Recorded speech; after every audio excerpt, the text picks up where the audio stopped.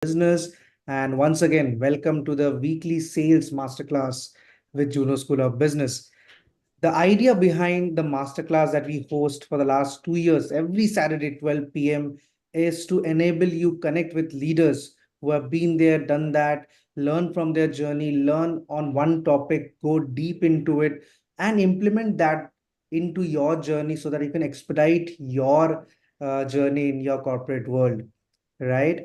And one thing that we would request is if you're watching us live on YouTube or LinkedIn or Facebook, please do subscribe to our channel on YouTube so that we can keep churning out more content to you and create a positive learning environment for you on a daily basis. We keep churning out videos every day so that you can learn something, at least one thing every day, and Juno is there to help you. It's definitely difficult to create that environment, but I'm saying you just subscribe and we'll create that for you. We will enable that for you, right? If please do follow us on LinkedIn because all our events, offline, online, we keep updating there.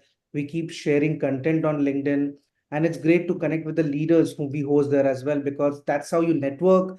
And at the end, we all know that your network is your net worth, right? So, without further ado, we'll start off with the session and would like to wish everyone Merry Christmas in advance. But before I do that, I have a quick surprise for you. Let me just uh, enable another person from our team. 1 second for that.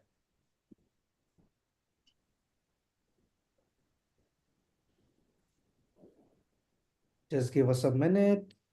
And yes, Hello, guys. A very Merry Christmas to all of you from Juno School of Business. Wish you a very happy and learning year ahead and a very happy new year in advance. thank you. Thank you Thank so much. you. So, Thank yeah, you, thank Sivan. you so much, Zeba, for being a sport. And with that, we'll start off with the session.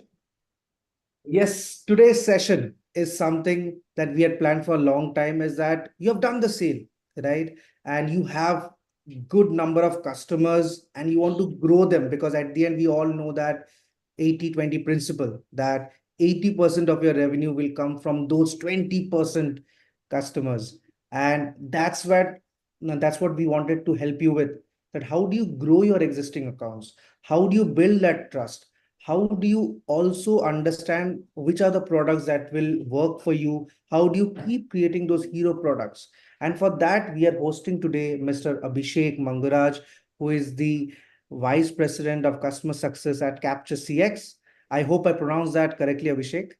Correct. Right. Thank you so much for the heads up. And he has worked with companies like Yellow.ai, Capillary, and Box.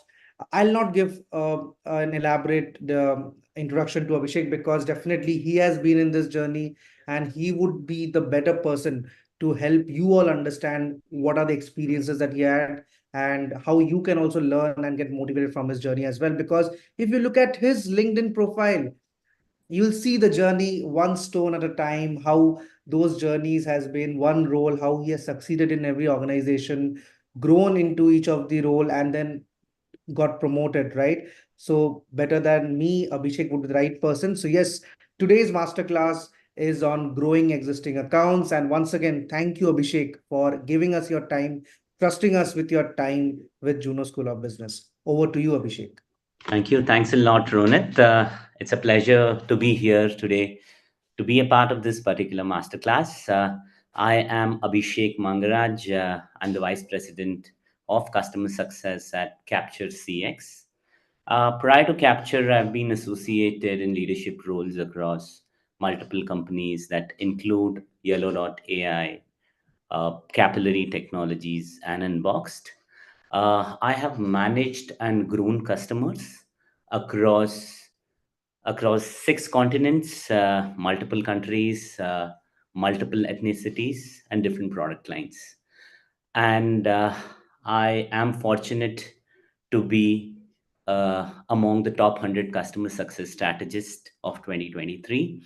And I am the LinkedIn top account management voice for for my recent collaborative articles that I've started writing with them.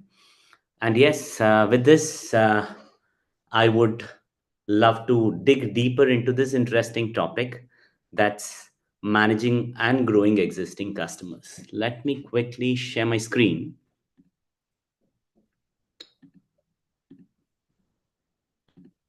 Perfect. Is everyone able to view my screen? Yes, Abhishek, perfectly fine. Perfect. Cool. Abhishek, before you start, a quick heads up to everyone. If you have any doubt, please use the chat section. You can write all your doubts and Abhishek can address that. If you have an urgent doubt on that particular slide and you want to ask it right away, you can always raise your hand. You can see raise hand icon down below on the bar there. You can click on that and then you can ask the question to Abhishek. I'll facilitate that. So yeah, with that, Abhishek, please go ahead. Thank you so much. Perfect. Thanks. Thanks a lot, Ronit. You will have to give me an heads up if there are questions in between, because I might not be able to view if anyone has raised their hand. I'm there completely, Abhishek. No worries. Okay, thanks. Okay. So growing existing customers, what exactly is important when it is all about growing existing customers? This is a quote which is very, very close to my heart. Approach each customer with the idea of helping him or her solve a problem or achieve a goal, not of selling a product or service. This is by Brian Tracy. And this is something which I feel is very, very important when it comes to managing and growing existing customer. You cannot run with the same approach when you are acquiring a new logo versus managing your existing customer. So this is something which has been my main fundamental principle when I'm managing an existing customer. In today's discussion, what we would actually get into is about managing and mapping existing customers to find out the growth potential in each and every customers. We'll try and understand what are the common challenges specifically in expansion, and then we'll get a level deeper. We'll try and understand about the expansion mindset that can be enabled across functions, because remember one thing, expansion can only be done if an organization has that particular mindset of growth. And next, we would touch base on certain key metrics that is supposed to be tracked while prioritizing expansion opportunities. We'll get into one major aspect of expansion, that is the stepping stone, which we call it as retention, how retention can become a stepping stone for any expansion. Then we'll get a little deeper towards the approach that we are going to be focusing in order to facilitate expansion. That's more about a consultative approach, right? So when we get into all these details, we will understand about what exactly is the fundamentals and the strategy around expansion. But before even we do that, let's try and understand what is expansion, right? What is the entire thought process on expansion? It is all about extending its market revenue and customer footprint beyond the existing primary contract, right? And the strategies would include about entering into new geographies or new market, introducing enhanced product and services by the means of upselling and cross selling to your existing customers, and also focusing on forming partnership, because you'll realize that a partnership based approach will help you scale things to a very larger extent. And how can you do this? You can do this by getting into a better planning, a deeper understanding of customer needs, and consistently communicating the value associated with a particular product, which is going to be very, very important at each and every growth milestone journey. All right, this is something which is going to be important. So let's first try and understand how to map existing customers to find out that particular opportunities, right? So this is an step by step process that each one needs to follow when you're trying to ideally find out what are the different sort of growth opportunities that can be found in an existing customer. The first step is segmenting. Segment your entire customer base across one particular parameter. It could be on the basis of vertical, it could be on the basis of annual recurring revenue, contracted annual recurring revenue, the consumption trends, or something as simple as, say, uh, understanding the potential associated with that particular account. I call it as PAR analysis. So, yes, so we need to segment our entire customer base. Then, once we segment our entire customer base, what I need to do is I need to track all the data associated with that particular segment. I need to understand that what is the trend looking like in each and every segment. Once I identify those particular data points and analyze it, what I need to do is I need to understand that who are those specific customers where my revenue lies the maximum there. I mean, the same Pareto principle of 2080. Find out those 20% of customers who are contributing to that 80% of revenue, because you'll realize that they are the ones who are going to help you in that hyper growth journey, right? And then once you do that, what you can do is you need to understand the peculiar customer needs. And how can you do that? You need to facilitate this by multiple face-to-face conversations or virtual conversations. Understand about what are their pain points, and then convert that into solutions. And that's when you create an opportunity. Once you create that particular opportunity, then start mapping your entire customer journey there. When you're mapping this entire customer journey, what you need to do is you need to understand the stage of the life cycle within a customer. Are they in the integration stage, or are they already live with a partially integrated solution, or a completely live? Try understanding all these parameters, right? Once you understand that, then what you also need to understand is historically what are the reasons why the customers have moved out of the services, right? Because that is going to be important. That it could be there could be a possibility that we as an organization have a very bad customer support, that we're giving it to the customer. So try analyzing all those peculiar reasons, right? Because this will help you frame and plan your right growth potential. Then have a candid chat with your customer. Try and get in feedback from your customer, right, on what is their priority in order to solving these particular problem statements. On the basis of that is what you can estimate the time taken to close in an opportunity, right? And once you do that, be very very careful about your competitors.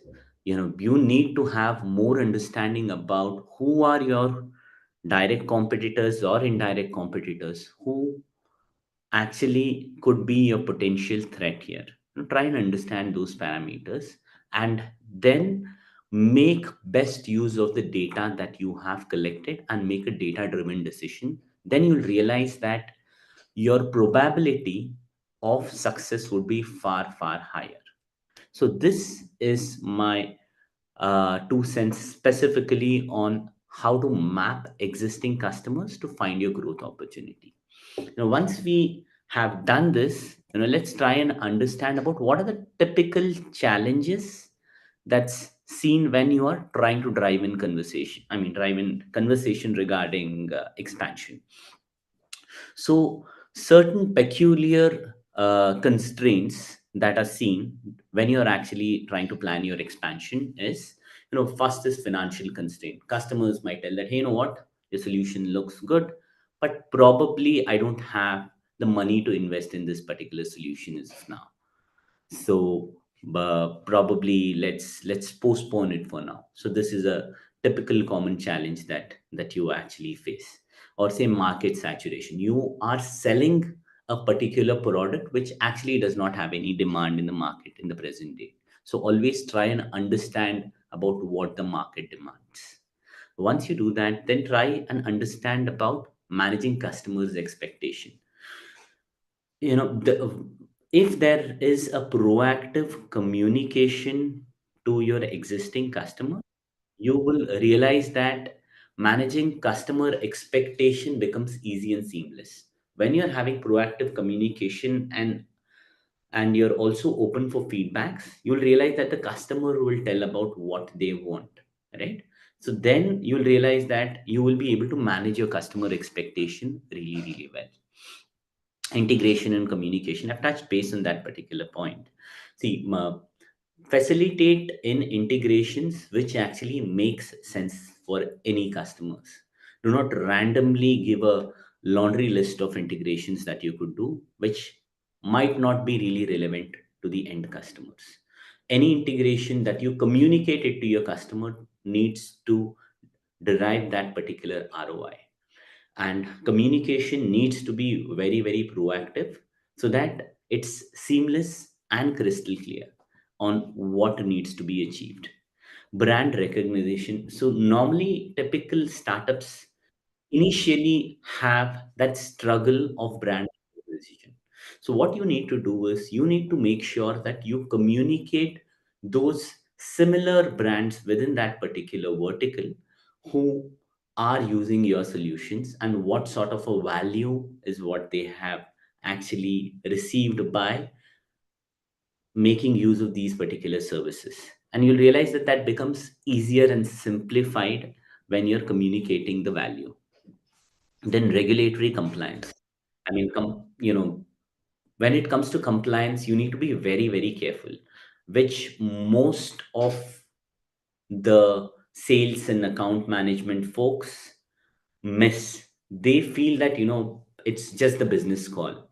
There could be a possibility that you've done a great business interaction. Everything is fine. Your commercials have all been freezed, but at the end of the day, your compliance becomes a big, big problem. So that's something which you need to be very, very clear about from day one. Then you'll realize that this does not act as an hindrance. Certain logistics and cultural differences are something which people normally do not focus a lot.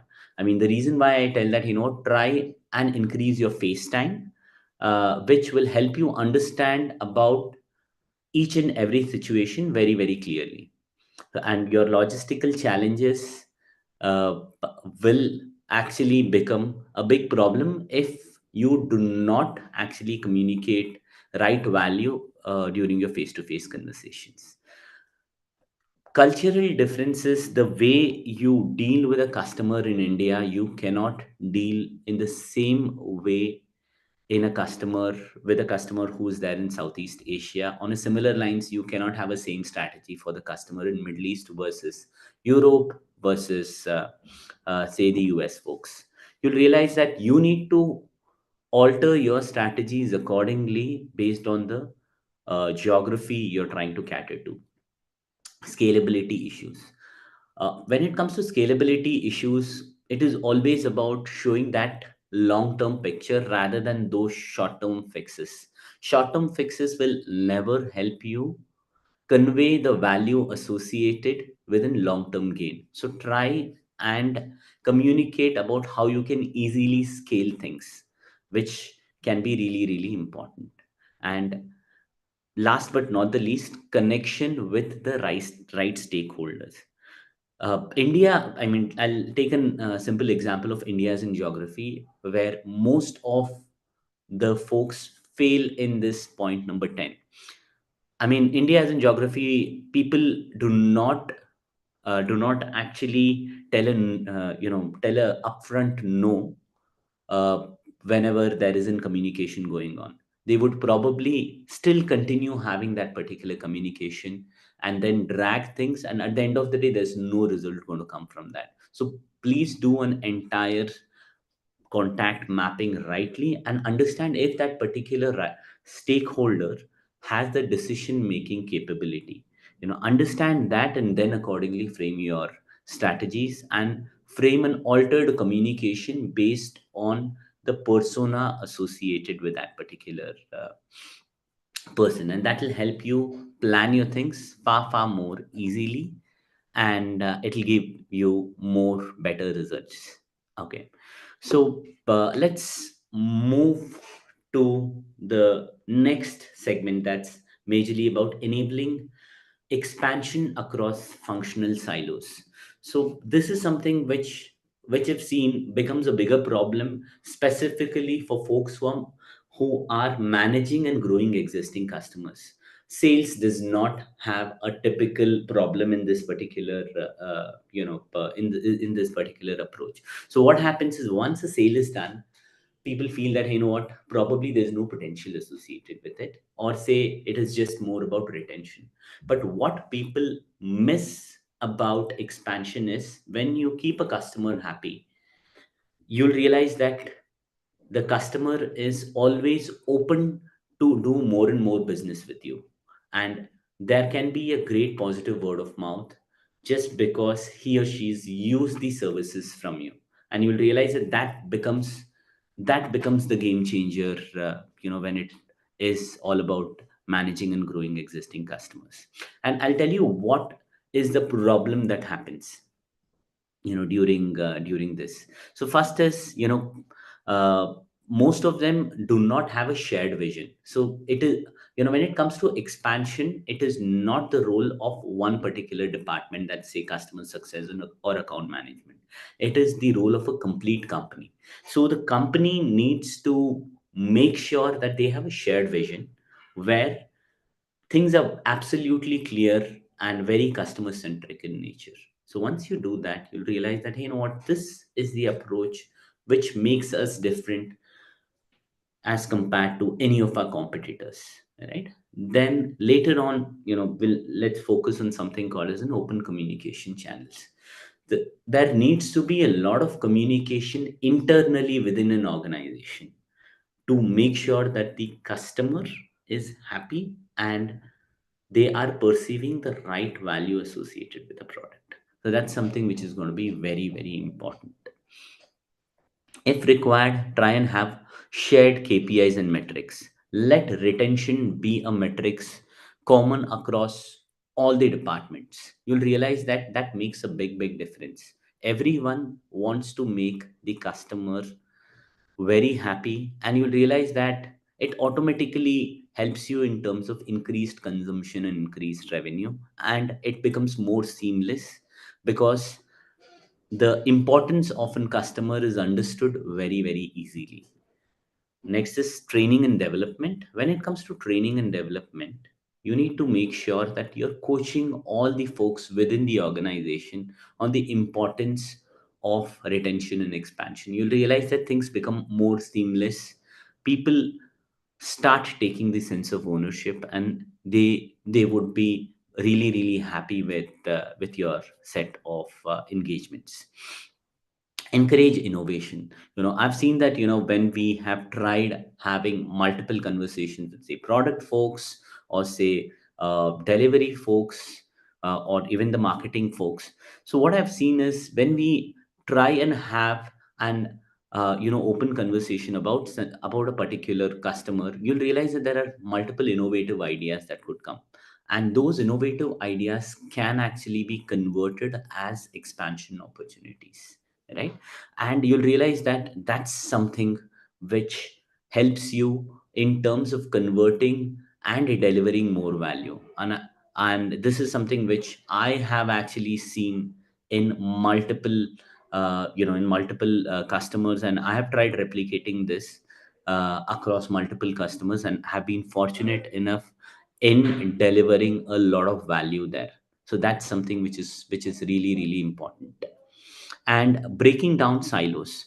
See, departments within an organization is very common, but if you do not break that silos, you'll realize that this becomes a bigger trouble. So remember that you need to break in these silos. Once you break the silos, you'll realize that things are more seamless, more concrete, and you can get that delivered value that you are actually looking for.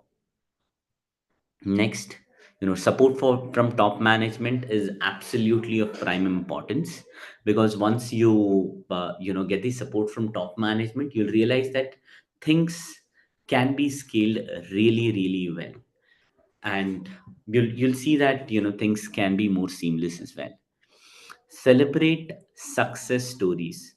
See, when it comes to you know closing an expansion, I believe it is not just the opportunity that is won by the end AE or account manager or a customer success manager or the sales manager. It is a celebration where there are multiple stakeholders involved, and please feel free to mention those folks openly in the organization about their contribution. You will realize that that makes a big difference. You will realize that your existing implementation teams and your support teams have helped in terms of getting a positive word of mouth and positive experience, and that makes a difference. So try and celebrate each success of an expansion with all these stakeholders, all these internal stakeholders. You'll realize that that makes a big difference. Continuous improvements, keep doing those changes again and again. Track it if you're moving in the right direction. Is it delivering the value that you were expecting, and accordingly making the necessary changes. So that's something which is going to be very important for us to make sure that we achieve the end goal of expansion. So let's try and understand what are the key metrics when we track expansion opportunities, right? So these metrics will help you plan and achieve your expansions really well. First and foremost, try and understand if it's an existing customer, they should be consuming certain things from you. What is the consumption trends with each and every product line? Are they happy? Are they consuming? Right? So once you try and understand that, you'll realize that things become very simple for you to communicate value. If there is a customer who's not consuming a lot of services from you, but say, take for an example, I've taken a product X, but I realize that he or she is signed for 500 licenses, but at the end of the day he is just using, say, 5 licenses. Then you realize that that means that they've contracted for a lot of licenses, but finally they are using only 5 licenses. So here there is a problem. Do not wait for your customer to come back with a churn notice. Rather, go ahead and have a candid conversation with your customer. Understand that what is the help that they want, and you'll realize that that helps you for a very larger extent. Next is ROI on the expansion investments. If a customer has invested X and he or she is not deriving the value, then you'll realize that they will never expand with you, because they have slowly started setting up a perception in their mind, feeling that, hey, you know what, probably the other product lines also might not deliver the value, so probably let me discontinue the engagement. So make sure that you are communicating the ROI in a regular interval and tracking it really very often. Account receivable. Say if a customer is uh, has signed for, say, probably, say, 5 services, and he's not actually paying for those services at all. You realize that their payments are pending for around 6 months, 7 months. Then there is a trend that you need to notice, that probably this is not the account that you need to start with when you are planning your expansion. You need to probably deprioritize this account for now. Try and understand about what are the problems, and not pitch a lot of expansion opportunities there. Aging of support tickets. What's the time taken to resolve each and every support ticket? And are they open tickets which are aging for a very long time? This will help you understand the health of the account. And this is a This is the key point in order to understand if this makes a difference. NPS and customer feedbacks. Feedback from your existing customers regularly will help you sharpen your product and deliver the right ROI associated with it. So you need to make sure that you track the feedback from your customers regularly, and you'll realize that a positive NPS will showcase that the customer is happy with the existing services, and on the basis of that you can work on your expansion strategies very happily and seamlessly. Customer advocacy. Remember that if a customer is really happy, he or she would be open to preach about the value that they have derived from the existing engagement. On at the same time, what they would also want to do is they would be open to innovate and try a lot of new initiatives with you, and you'll realize that there'll be easy revenue that could be delivered just if you keep a close track on the customer advocacy. Customer lifetime value. Just understand that what is the value that is perceived by an end customer is going to be very important, and at what stage of the process. Say, take for an example, if a customer has signed an annual contract with you and you have taken 9 months just to implement that particular product, so you'll realize the customer will never be able to derive the complete value associated with the product, and then this becomes a potential churn risk. So you'll have to be very, very careful about what is the value that is perceived. Are they perceiving the value based on the timelines that they expect, that they will be delivering, that they would get the delivered value? Then that becomes a bigger important point and metrics for us to track before we get into our expansion journey. Right? And customer retention rate. I've always kept telling about one point, that is retention is a stepping stone for any expansion. So make sure that you're retaining your customer really, really well. Then expansion will never be a problem with that particular customer. Customer segmentation performance. Try and segment your entire customer into different segments on the basis of a particular criteria, and understand that which segment of your customers are actually receiving the maximum value, and then go ahead and preach that as your USP.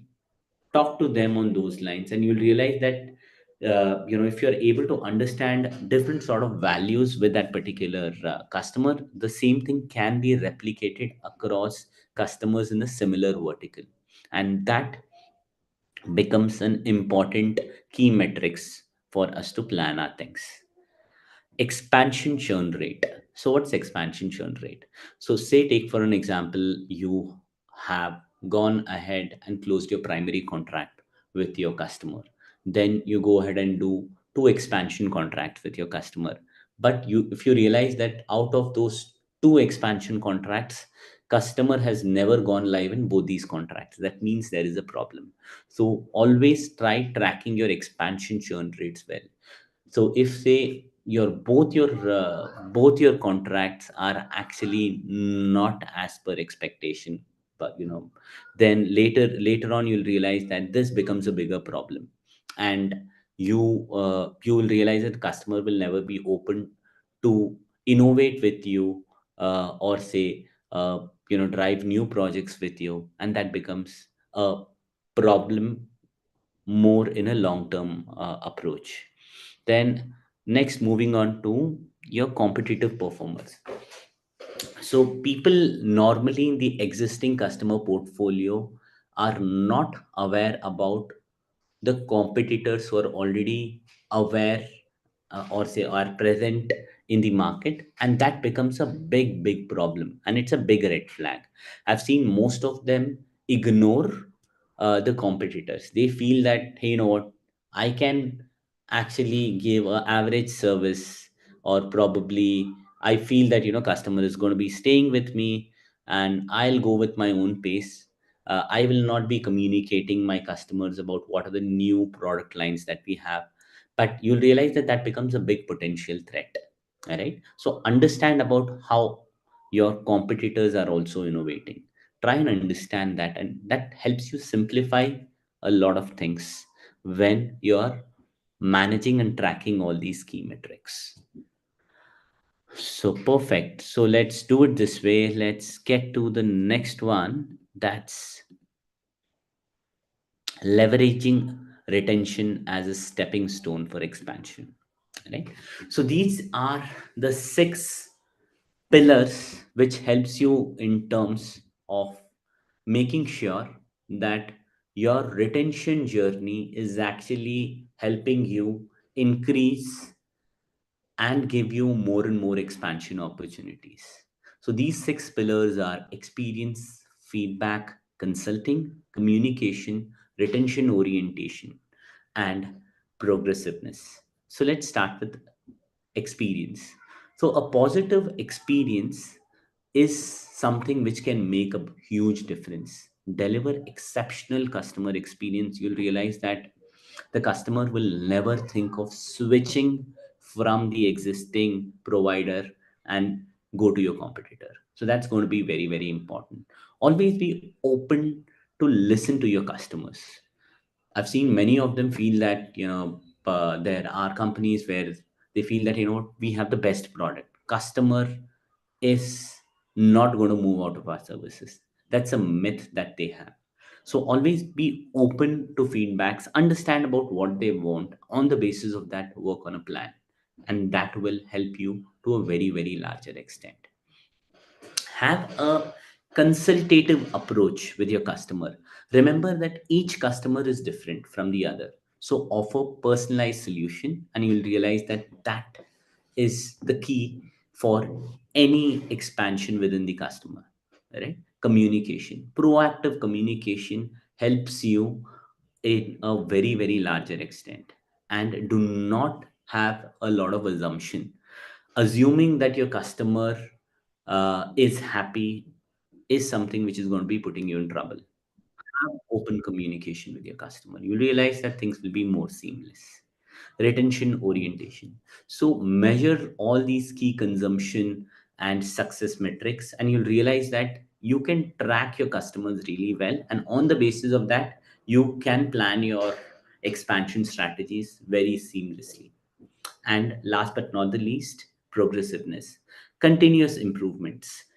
Always try measuring and tracking if all these strategies have actually worked for you. If it has not worked, try and tweak, discuss. You'll realize that it will create a huge impact for you.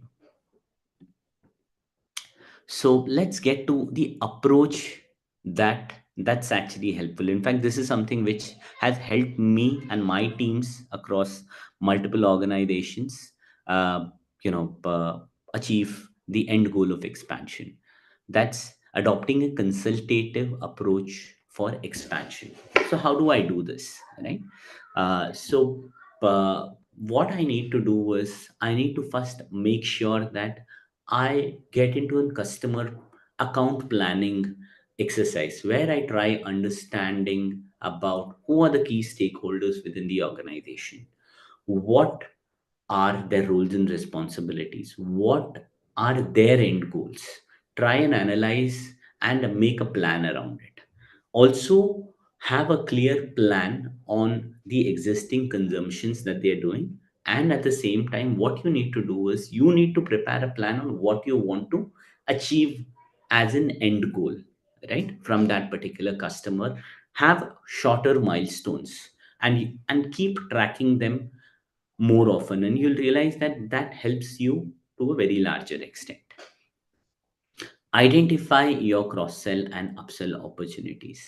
Once you do these planning exercise, then you need to go a step deeper and identify your customers problems and convert your product lines into solutions for your customers, because of which they could actually get the end goal of ROI, right? So try and do these exercises. And remember one thing, product never sells. It is the solutions that you offer to your customers that makes a difference, right? So make sure that you do not sell products, in a SaaS world. Find out the problems what your customer is facing and try tagging your product lines as a solution for that particular problem. And that really, really helps. Tailor solutions based on the identified problem. Same thing, simple, find out the problems, associate your solutions accordingly. Have an entire solution based approach. A solution based approach always showcases the entire journey. The storytelling helps you in terms of conveying value, right? That's where you communicate the right value at the right time to the right stakeholders, right? Consultative selling, always keep consulting your customer, tell them about why this is going to be the game changer for them, and what sort of problems it is going to be solving, and what is the derived ROI. And be open to listen to your customers. There could be certain questions that they might have, so address those objections, right? Address that, don't neglect those things. If you neglect that, that means that you're in trouble. That then customer will keep silent, and one fine day you'll realize that they have signed up the same contract with your competitor, right? So go ahead and have an understanding on those lines. Demonstrate the right ROI. A ROI driven approach clearly showcases the value that is supposed to be seen in your existing customers. So that's something that you need to plan. You need to do the ROI calculations around it, and make sure that you constantly follow up with your customers, right? And engage with them rightly, at the right time and at the right interval. Make sure that you have engagement with your customer. You have a weekly, bi-weekly, or say a monthly review sort of a format where you engage with your existing customers rightly. Consult with them, ask them their pain points, ask them on what is the priority of each and every task, and accordingly frame your plan.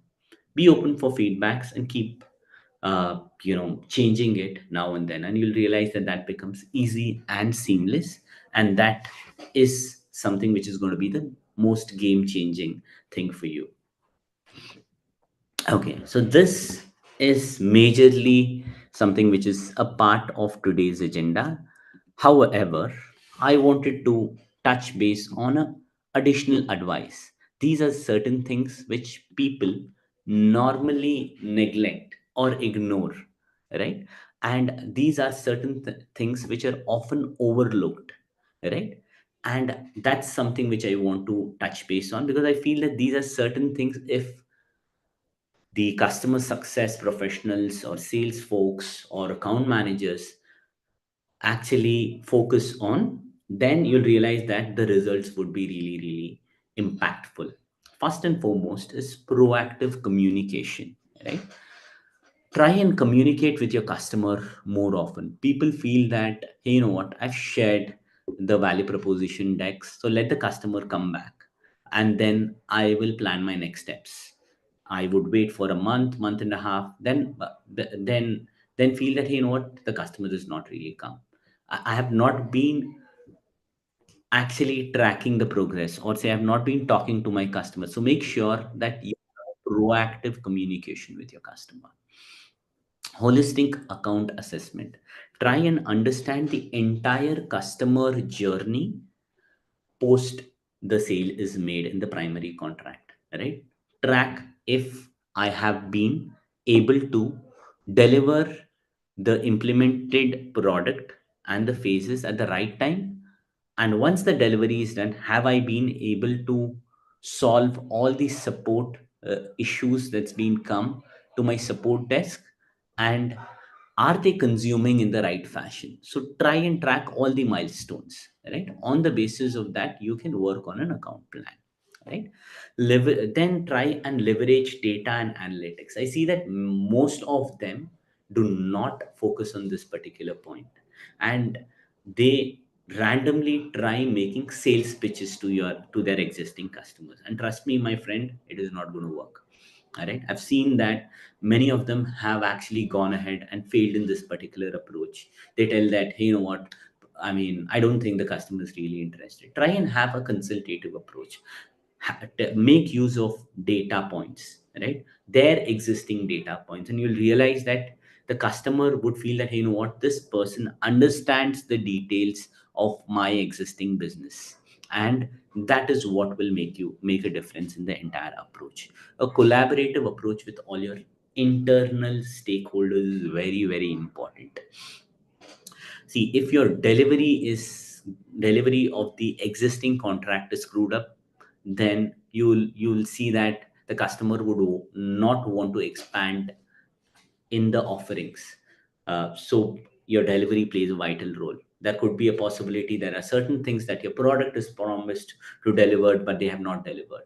Then that becomes a big problem. So make sure that you have a collaborative approach when you're interacting with all the interdepartmental folks, and you're communicating them about why this particular thing can affect us in a long run. What is the problem that this can actually lead to?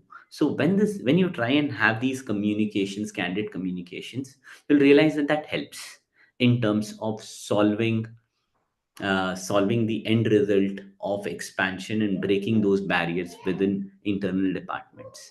Increase face time. Most of them, feel that if there is an issue, let me not go in front of the customer, and I feel that's where they lose the battle.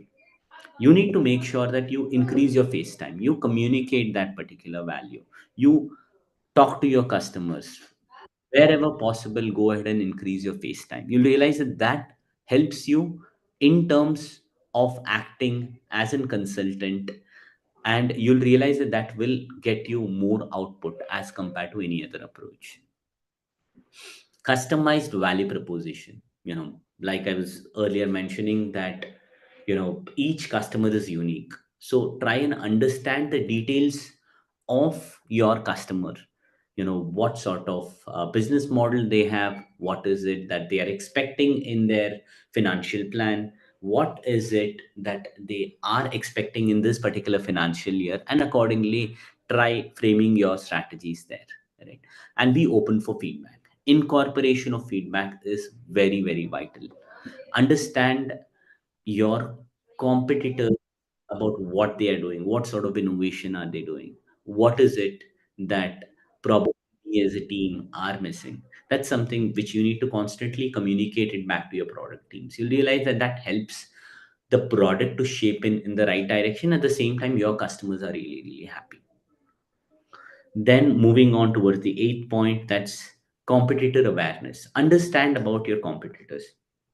What is it that they are offering? What sort of a value is perceived by the services? What is it that they are trying to showcase it as their USP? So get into all these details, and you'll realize that every competition seems to be a cakewalk, and you are able to ace in your engagement with your customer very, very well. Then the ninth point, that's your timely renewal. See, when you renew your existing contracts rightly at the right time, you'll realize that the customer feels that, hey, you know what, that this entity is actually tracking every possible metrics, and they are proactive with their approach, rather than actually leaving their customers with no one talking with them, telling that, you know what, I've offered a platform, rest is something which they need to be taking care of it. Let them do whatever they want. If they want to renew, let them renew. If they don't want to renew, then let's just forget them. So that's something which is going to be important. Timely renewals, and each renewal is also an opportunity to expand within the customer, right? So be very, very clear in this particular point. Last but not the least, that's long term relationship building. Make sure that you are building a relationship with your customer in such a way that, that the customer is open to share about his pain points, and you are framing solutions and not selling him products, right? And that really, really helps and makes a difference. So make sure that you are strengthening your relationships with your customers, and that actually makes a huge difference in terms of planning and predictability of your expansions. So with this, I conclude my masterclass with Juno School of Business. Thank you for your patience. And yes, over to you, Ronit. Oh, thank you so much. The last sentence that you wrote, right? Long-term relationship building. I think once I had heard is that uh, if you are running a business, you will get tired of acquiring a customer at one point of time. But if you have your loyal customers, don't worry about your business. So I think that's what the game is, having long-term relationships, and finally they take care of your business. Absolutely. In fact, with this, I'll just give you one quick, candid, thing which I'd encountered just recently. Uh, I would probably not name the brand. So I got a call from one of my older customers whom I was managing around a decade ago. Uh, they called me asking for advice when it comes to certain products and services. They told that, hey, you know what, I am exploring certain things on these lines. Can you help me on what could be the best alternative product, for these XYZ solutions? And we started having a candid chat after 10 years, right? So I mean, keep interacting with your customers very often, and you'll realize that each conversation has something unique to offer. And this actually makes a difference. True that. Definitely agreed. So we'll open it up for Q&A as of now. And at the last segment would be rapid fire, where I'll try to get some quick answers from Abhishek. But before we do that, let's get to the Q&A. And we have some questions. So Siddharth, would you like to unmute yourself and ask the question? Let me just unmute you. Siddharth, if you can unmute yourself and also maybe switch on the video, would love to e-meet you. Siddharth, if you can unmute yourself. Yes, Siddharth. Yeah, so I'm audible. Yes, Hi. yes, please go ahead. Yeah, Siddhant. Yeah, so my question was basically like, if what if someone wanted to start like have a new client base to like for a newly set up business. So how can someone achieve that, and what will be the problem faced by someone while achieving this target? Okay. So Siddhant, so when you're trying to do a new logo acquisition, first is you need to be very clear about what sort of products and services is something which you're going to be catering to the end audience, right? Mhm.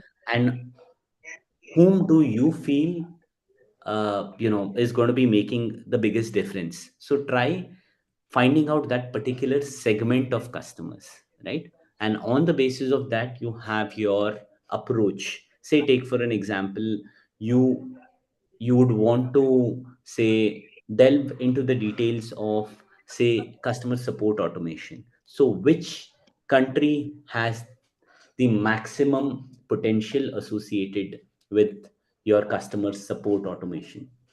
Where does this problem lie?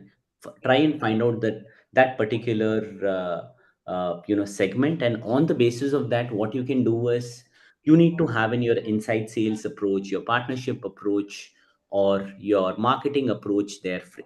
That's something which you need to frame, and then accordingly work from there, right? Because you're talking more about new logo acquisitions, right? Yeah. It's not about managing your existing customers. Mhm. So when Yes. you do that, you'll realize that things will be more seamless. Take for an example, you want to focus majorly on Middle East as in geography, and when it comes to Middle East as in geography, your approach is going to be heavily focused on partnership driven model, right? You need to have a strong SI model there, strong partnership model there, right? Which will help you in terms of reaching out to your new logos and communicating them the desired value that they want. Mm. Hope I have answered. Yes. Yes. Thank Thank you. you. Thank you, Siddharth. Jatin will go next. So before Jatin asks question, I would like to tell everyone that whoever wants to ask a question, please do raise your hand. You can find that icon right below on the bar, where you also find mute and stop video. So please do raise your hand. Jatin, are you there? Yeah, please unmute yourself and you can ask the question. Hi, good morning, everyone. I just wanted to know a small thing. When you say candid words, what exactly do you mean by that? I'm extremely sorry. I cannot hear your question. Yeah, can Okay, you? so you were mentioning candid words as of such, right? That you have to use candid words when you're going with the pitch, with the sale, when you talk to a client and everything. I did not mention about candid words. I mentioned about candid conversations with your customers, where you ask certain Okay, straightforward so questions. okay. Right. So Where can you you have, explain that for a bit? I'm extremely sorry, I could not hear you. Can you please repeat that for me? Talks to in between, Jatin, if you can unmute once again. Yeah, yeah. Hi. So I just wanted to know about that for a bit. I didn't quite understand what you meant over there. Yeah. Okay. So when you're managing an existing customer, right? So you need to make sure that you have certain candid conversations with your customers. You need to understand about what is the value that they are looking for, right? What is their pain points? You'll realize that they will start communicating their pain points and make best use of your existing consumption data. When you're making best use of the consumption data, show that helps them understand that they have a clear understanding about my business, right? How am I consuming things for which they've already contracted, and they will be open to discuss with you about certain pain points that they're actually facing for now. Hope I've answered your question, Jatin. Jatin, you're there? Yes, yes. Thank you. Yeah, I got it. I got it. Yes. Yeah. Okay. Sahil will be next. Sahil, if you can unmute yourself, if you want to switch on your camera as well. Yeah, sure. So, Abhishek, I have like two questions for Yes. me to ask you. Is that one thing I wanted to know that you worked with Yellow.ai as well? Mhm. So, where it's an AI conversational tool. I right now similarly work with like this kind of a same organization. So, how you are selling so it's a B2B segment that I am into specifically into education. So, please guide me on that. How can I do more selling on this? And how Mhm. was your experience into it? Secondly, I want to know that, see, this is a general question that I'm asking, and I wanted to know the practices that one can take to build on their calling part, or let's say, see, it's if I talk about AI, I have learned so many things from that organization that this is the product, this, and it's a technical product. And since I am not from a technical background, I am not from an IT background, but still, if I have to communicate things to my client, how effectively and efficiently I can communicate to them. So I wanted to know few of the practices that I can take to be a see when I try to answer those questions, I sometimes go into this direction, that direction, that direction. What should I say? What should I not say? Become conscious also sometimes. So wanted to know few things that like how can I be more precise, effective, and how you are selling in Yellow.ai. So Sahil, I'll probably take the second question first, and then we'll get to the first question. So your second question was heavily focused on what sort of an approach that you could probably, probably try and implement, which will help you in getting better results. Okay, let me, give you share you some personal experience. By the way, I'm also not a technically heavy person. Many of them might not know about my entire background around it. I have been selling tech. I have been managing customers in the tech space, but I am actually not a technical person. But what I try doing it, right? I try simplifying it in a simple approach of a problem and a solution, right? Try and understand what are the pain points that my customer is actually facing for now. On the basis of that, what I do is I start mapping in solutions, right? So the first step is you need to listen carefully about what your customer is actually trying to convey, right? try and decode that rightly, right? And then have a solution approach. Do not sell products. If, say, take for an example, it is a course, don't sell course. I mean, sell the value associated with that course. When you talk about value driven approach, you'll realize that things actually becomes more simple, right? And map the problems with that particular solution, and then communicate or say convey your product accordingly. You'll realize that that actually helps, and you can convey the value, and you need to be convinced about it first. If you are not convinced with that approach, your customer is never going to be convinced about it, right? So have that very very clear, and you'll realize that things will be more seamless. Hope I have answered your question, Sahil. Yeah, yeah, yeah. You are. Perfect. I'm sorry. I actually quite did not get your first question. No, Uh, as I told you that you worked on Yellow.ai, so you were selling the AI conversational tools. I am similarly parallel to selling it in education industry. mhm. So what are the right now how people are taking AI conversational tool as of what are the maximum questions that they have asked? So what should be my approach and my thought to, while I was having a conversation with my customer? Okay. So Sahil, I mean, I personally feel that AI is just a buzzword, right? At the end of the day, you're solving a particular problem there, right? I mean, if you're not solving a problem, then this does not make any difference. So solution it right, right? When you're solutioning it right, then you'll realize that it is showcasing that value. See, at the end of the day, AI is just an tech jargon or say tech solution around it. But what is the value that you're getting? You're actually perceiving it. See, each vertical, the value that is perceived is completely different, right? Say if I just tell about chat gpt, it's a buzzword, right? But what is it solving, right? Each vertical has a different understanding of what value can be derived about it, so you need to decode that first. Say if edtech, why not a knowledge management base, right? How can you quickly get into your knowledge base? How can you actually get into the details of having a knowledge base without even a lot of integrations, right? That can be one thought process around it, right? And how can this be helpful to the end audience, right? Uh, so if you are able to communicate that value, then you will realize that you have actually won the battle there.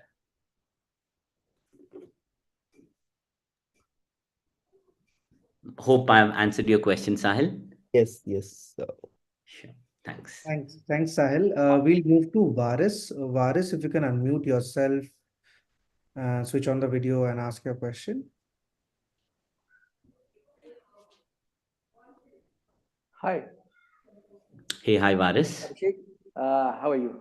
It's a I am wonderful doing lecture. amazing. Great, great. Actually, I want to know, like you just mentioned, like for the outside, if you are thinking about that Gulf market or some other kind of geography, you said you should go with a building a partnership. How to build those partnerships, and how can rely on those partnerships? If somebody will say just what the terms and condition and all, like, but I can approach to the multiple multiple person to make a partnership. But how good I like, okay, this is the real one. Like any kind of not exactly the word. I'm missing the word justification. But like how you rely on someone. Okay, this is the good partnership. Fine, Hmm. we'll go with this. And how to build those partnerships basically. Okay. So Varis, a partnership-driven model, right? Yeah. It's like you not being in that particular geography, but still having a presence there. So what you need to do is first step is you need to check the authenticity associated with that particular partner, right? So you need to do your first level of validation by authenticity. Are they genuinely having a presence there? Are they actually well connected in the market, right? Try and understand that first, right? Once you feel that, hey, you know what, this customer actually can be a great partner for me, then start having a communication about it further. And your initial partners are going to be very, very important and critical, because they will help you close your initial deals in that particular market. So what you need to do is, obviously your partner commission needs to be higher as compared to the basic benchmark when you are actually selling in that particular market.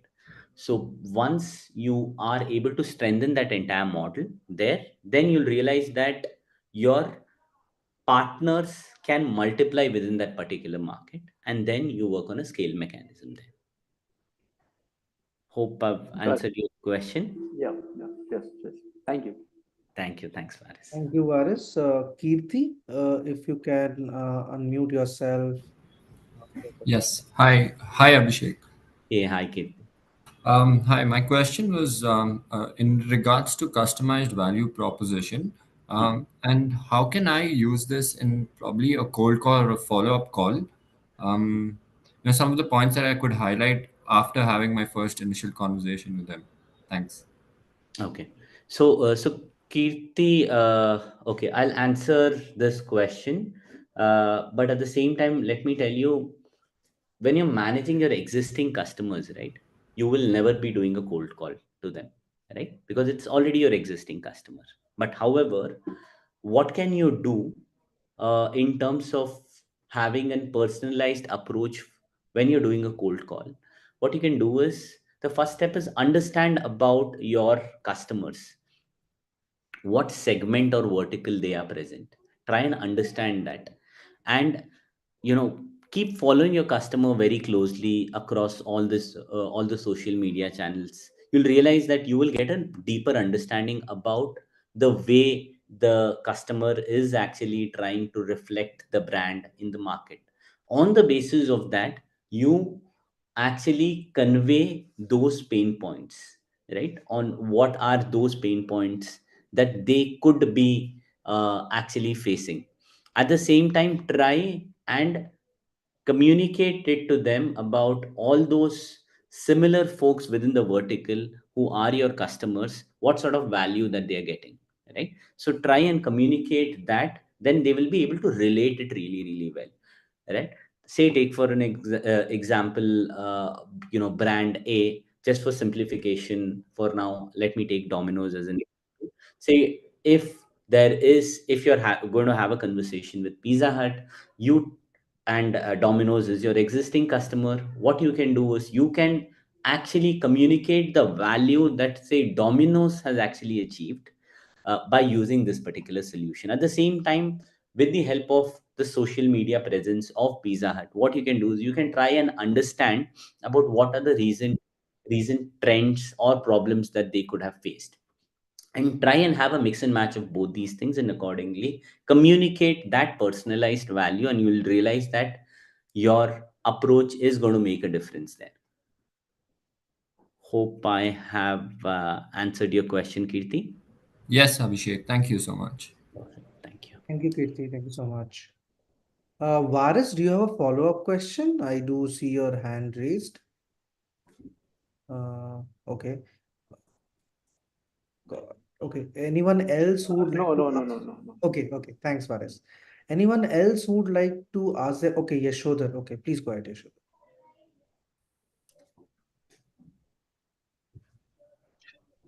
Hello. Hello. Hey, Hi. hi, Yashodhar.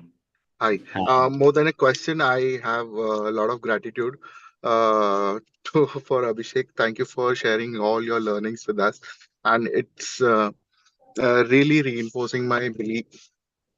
Sorry, I'm in a car and I'm That's parking okay. and I'm attending this.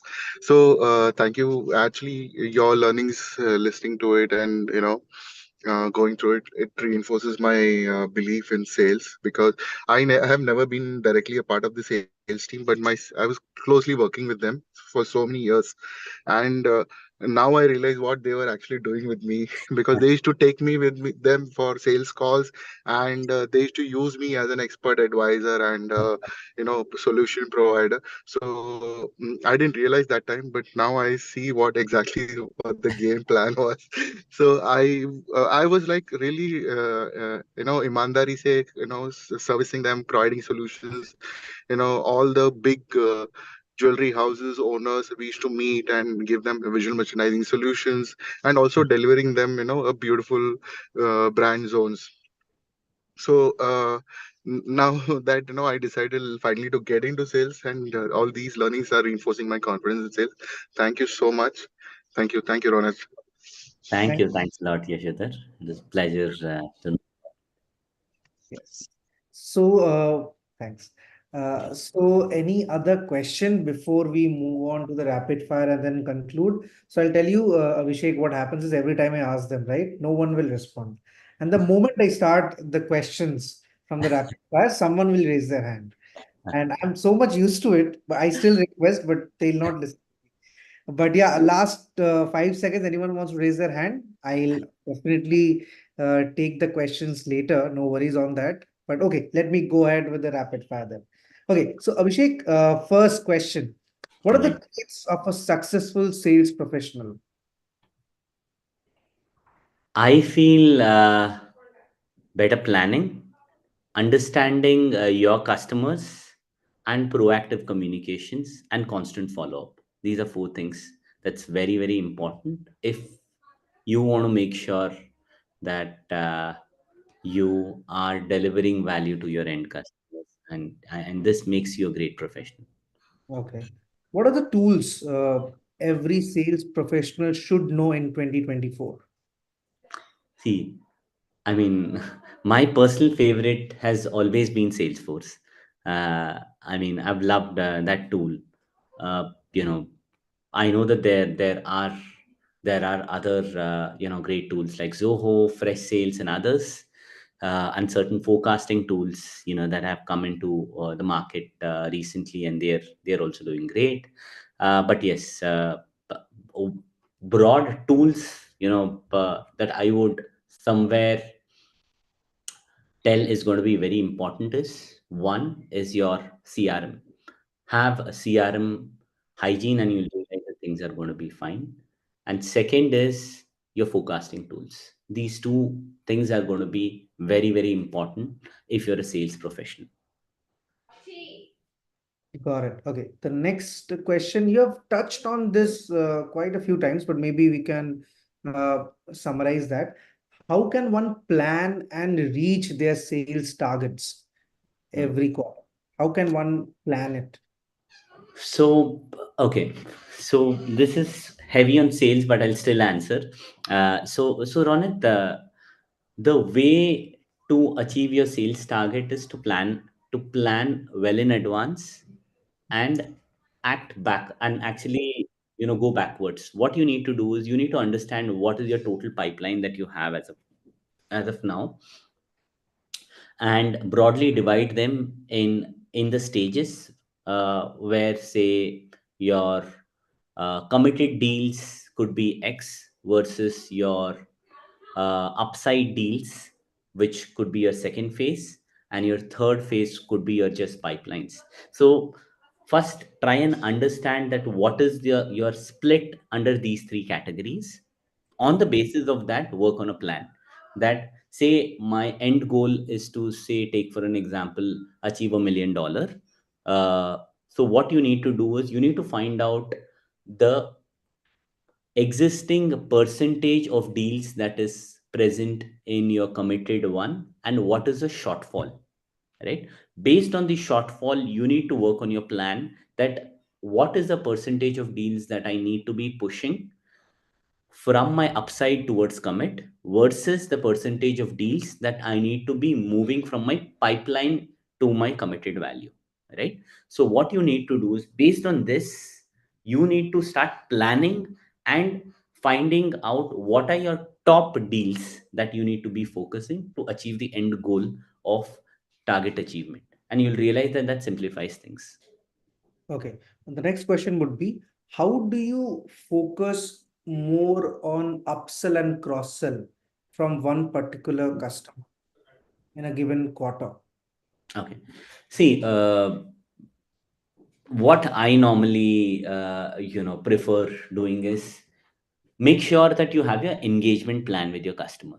Make sure that you are broadly dividing it into three.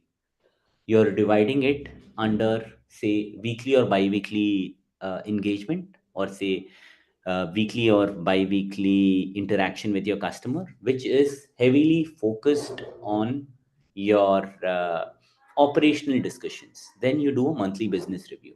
You do your reviews with your customer to understand where do they stand as of now, what are the pain points, what is the status of the problems and solutions as of now with the existing engagement, and a quarterly business review. Right, when you do a quarterly business review with your customer, you get deeper into the data metrics around it. And when you have this entire engagement plan, on the basis of this particular engagement plan is where you need to actually pitch in all your recommendation in your monthly and quarterly reviews. Right, and when you have that recommendation session with your customer, you will understand about what is their feedback about each and every recommendation. Each recommendation can be your cross sell and upsell. Right, and I mean, peculiarly it should be your cross sell. Your upsells actually can be easily done by tracking your consumption patterns. When you are tracking your consumption patterns rightly, then you will be able to understand that, you know what, the consumption in certain accounts is really really higher as compared to others. So what can I actually do to make sure that the consumptions are all intact, and I'm actually able to convert that into revenue. Right, so that's something, then you can have a discussion with your customer and you'll realize that that actually showcases great value. And if that requires certain reduction in per unit cost, you can go ahead and do it and accordingly offer that as an upsell. Correct. Okay. Next question would be, how do you manage a challenging customer? Patiently listening to the customer is going to be important here. I feel there's no alternative to that. First listen about and at times let your customer vent. Right, and first listen to everything and then frame your plans accordingly, and you'll realize that that simplifies things and it gives you better results. Okay. How does one improve business communication? Okay. Business communication can be improved if you're first understanding the importance of business. Right, first step is understand why is this really really important for your end customer. Right, first understand that, and on the basis of that, try communicating in value, and you'll realize that, that simplifies the entire thought process and the entire cycle of communicating with your customer. And then, then automatically results flow in. Okay. Abhishek, you have managed so many people across organization, right? How does one manage their boss in sales? Okay, if it is sales, see, simple. I remember I would probably not quote him there, but I mean I'll not tell his name. But okay, I remember one of my uh, ex-boss told a beautiful statement. I don't understand anything else. Just feed me numbers. That's the only thing that I understand. And if you want to gift anything in my birthday, it's numbers. And that's something which I've loved, that statement. So yes, I guess that's the, if it is sales, it needs to be only numbers, no alternative to that. Got it. What are the books that every sales professional or business professional should read? Okay, so okay, I am not very great with books, but yes, there are certain books which I am fond of. Say Shoe Dog is one, and Never Split the Difference is another book that I I actually love that book. The Monk Who Sold His Ferrari by Robin Sharma is another book that I love. So yes, these are certain books which I've loved reading. Okay. The second last question would be that currently you have been acknowledged as one of the top account management voice on LinkedIn, and that definitely speaks how you're active on social networks, right? So definitely people would love to have a great network. I mean, in their in their professional journey, right? So how can one do that? What are the avenues that people can explore and leverage to grow their network and also in the process learn a lot from others? See, one thing which I personally believe is, see, I've been very bad at reading a lot of books. So in multiple places, I am actually a part of many customer success forums, sales enablement society forums, where either I am sharing my thoughts or else I'm patiently listening, because I realize that when I'm communicating or say discussing with folks in open forums, I mean there are different thoughts and perspectives, and that actually makes a difference. I have tried engaging or say discussing with them in those forums, and that's how I have been active in my network there. And apart from that, so I mean, I've always been a great fan of LinkedIn, because each one shares their thought process, and if you love someone's thought process, I mean, there's no other alternative. Go ahead, follow, thank them for what you've learned from them, and that's something which I've openly done it, and that's something which has helped me a lot. Great. The last question. We do have kind of a 30 years of professional career, right? And we are pretty much consumed by a lot of work at our office, pretty much professional side. And we also inculcate habits to supplement and expedite that professional journey. The question is, what are the habits that one should inculcate outside work that will help them become a good professional? Okay. Outside work, involve yourself in any sport that you love. you know it could be cricket. Play cricket. If you love running, go run, but make sure that you have that as an habit. Continuously keep doing those things, and you'll realize that it helps you in giving a peace of mind. I mean, probably yoga is a great source, which recently I've started going back to yoga, and I realize that that's helped me give me a peace of mind, which is apart from work. So that's something which I would surely advise. Go ahead, do certain things apart from work which you love doing, and you'll realize that it helps you in terms of strengthening your professional work. Got it. Thank you so much, Abhishek, for all the prompt answers. Before we conclude, and as I had already promised, someone would raise their hand, and Varis is there. Varis, I hope this time it's not by mistake. Please go ahead and unmute yourself and ask the question. No, no, it is not by mistake. Yeah, please tell me. Thank you. Actually, I'm looking for these videos and like conversation are great. See, it really helps. I just wanted to like know how to find some real interactions, the seminar kind of things. I wanted to Ron just is the go person. join. Yeah. Ron is your key person who can help you with that.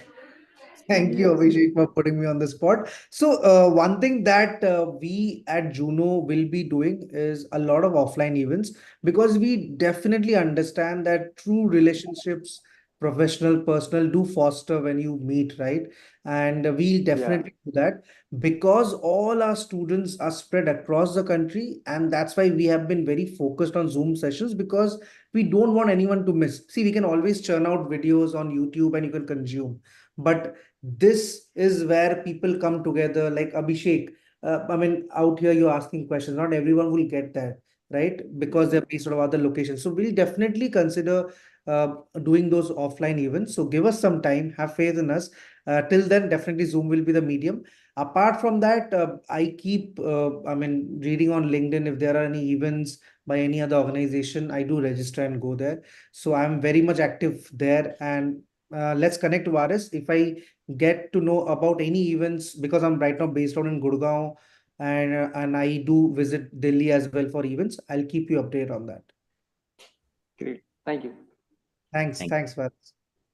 So on that note, once again, thank you so much, Abhishek, for taking out your time and trusting us with your time, because it's a weekend, it's a Christmas week as well. Definitely you would have your plans, but thank you so much once again, Abhishek. How was your experience with us?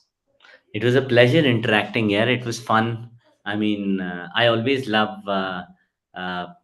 understanding different perspectives, what sort of, thought process that each and every individual has. And thanks a lot for Juno School and you, Ronit, to have organized this. And I've had a lovely interaction with everyone. It was great understanding that what I need to also work on, probably over this long weekend. And thank you. Thanks a lot for arranging this.